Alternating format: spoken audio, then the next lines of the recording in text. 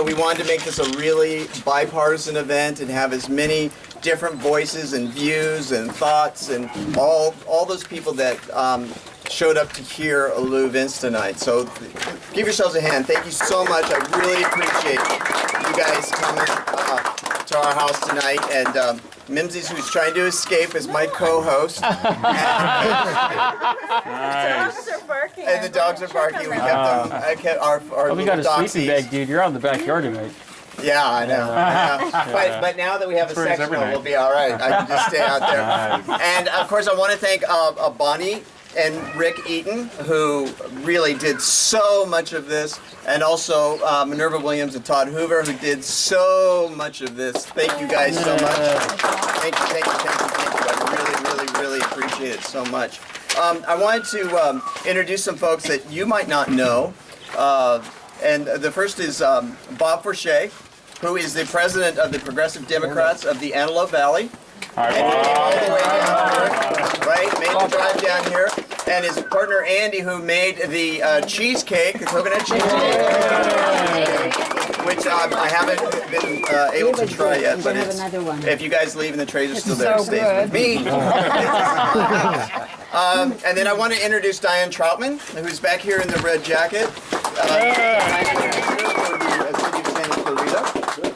And then holding an empty Moscow Mule is my pal Michael Cruz here, who's the Parks and Recreation Commissioner and one of our hosts. So thank you very much. I want to introduce Maria Gutzeit. Maria! Is with her presence tonight, and she's the Vice President of the Newhall County Water District, correct? Yeah. I got that right. Woo! And we're all very sad that she is not on the City Council. Yeah. But 2016. 2016. And then Michael Kolka was here, who is the past president of the Democratic Alliance for Action. He had to leave though, so that's why I wanted to get started on this. And then Malcolm Blue, who is the corresponding secretary. Is that right? I got that right? For the Democratic Alliance for Action. And then Mr. Alan Ferdman, right there. Is that right?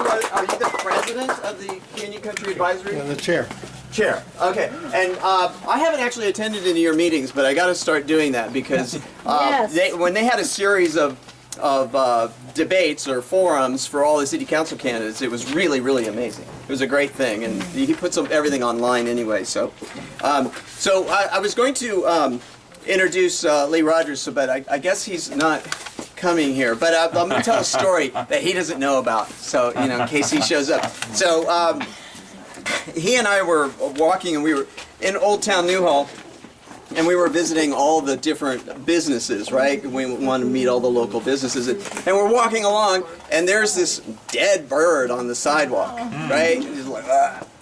And I'm like grossed out. I'm like, jeez, like, God, get that away from me. No. And of course, Lee walks over and he bends over and he's taking a close look at it. So I can tell you firsthand that he's not afraid to examine ugly issues.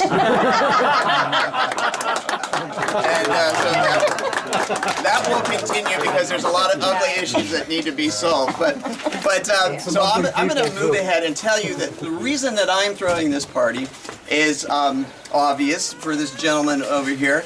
But one of the reasons that I really like Lou is that he was the first one to step up to want to run against Lee Baca, right? Because Lee Baca was just going to roll right on. He's got all the money, he's got all the momentum, right? And that's a pretty scary task to even consider. But Lou wasn't afraid of that.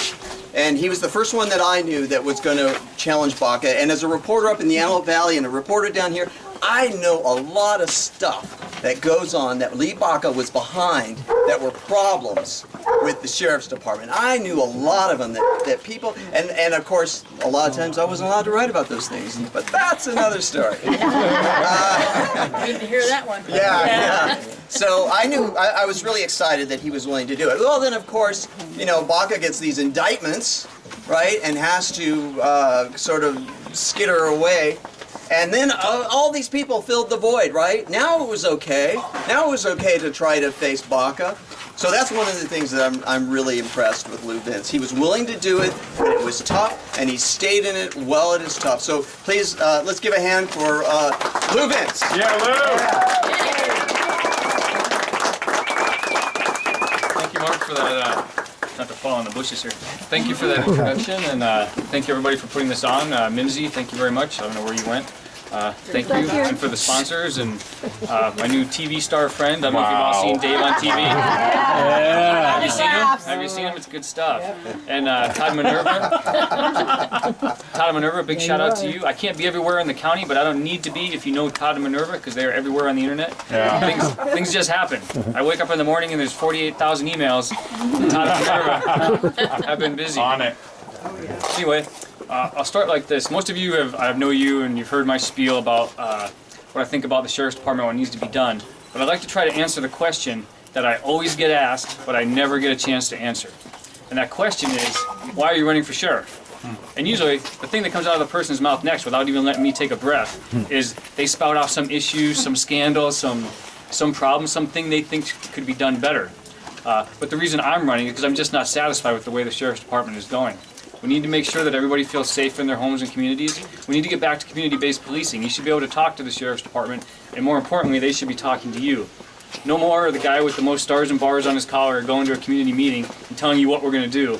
We're going to go there and sit in the chairs and listen to what the community tells us is the problem and what needs to be addressed. The second thing, and if you've followed the Sheriff's Department even just briefly, you know the jails are overburdened and all too often too violent. We need to do something about that. There's been 4 sheriffs since 1932. There's been more popes than sheriffs. And you know how progressive the Vatican is, right? And how quick they are to change. So the Sheriff's Department needs someone from the outside. I've been with the LAPD 20 years that can manage that has the inside knowledge but the outside perspective to make sure that deputies 19 years old don't come out of the academy and go spend 8 years in the jail where they don't want to be. Along with the senior deputies that are in the penalty box that are in the jails. That's a recipe for disaster, and it's a lose-lose for everyone. And then, why that matters to you here in Santa Clarita, because most of you, other than Dave, don't have any contact with the Sheriff's Department. He's a prop for me today. It's your tax money paying hundreds of millions of dollars in lawsuits and settlements, and that's not just from the inmates, that's from the employees. So we need someone that's going to straighten that out. And lastly, that goes to what my last priority is to reform the Sheriff's Department. The office of the sheriff and those under his command can no longer turn a blind eye to the actions of those under their command. Current policy and the past policy of the Sheriff's Department is, I didn't know, nobody told me, it's somebody else's fault. Okay? That stops. It's going to be my responsibility, and it'll stop with me. Now, why do you all want to, normally you probably don't follow these races, but the sheriff's race is one of the most important races that you don't know about. Yeah. Or a lot of people don't know about. Yep. And why is it important? Because the sheriff, he can't stroke his pen and set policy, but he can lobby and use the office as a bully pulpit to get things done, to work on repealing the death penalty, to modify the 3 strikes law, to stop incarcerating people with mental illness. That's going to be one of my first priorities. That's going to reduce the overcrowding and get people the treatment they need instead of putting them in the jail system where they're, things just get worse. And I can assure you that when I'm the sheriff, the men and women of the LA County Sheriff's Department will be known for heroism, bravery, and professional policing, not for misconduct. And I see some wine glasses getting empty, so I'll leave you with this. And you're what's that called? A Moscow Mule. I'll make you one after that. I just saw him do this. Look at his ice cubes. Former Attorney General Robert Kennedy once said, every society gets the type of criminal it deserves. But what is equally true is that every community gets the type of law enforcement that it insists on. So I need your help. Help me help you get the type of Sheriff's Department that you insist on. Please help me with your time, your money, and your support. And your money. Did I say that? I'm just going to keep saying that. I might even get you one of these one-off t-shirts that are done. I appreciate that. Please help me change the way things have always been done at the Sheriff's Department. It's time to move forward, and thank you for your support. Yeah, Lou!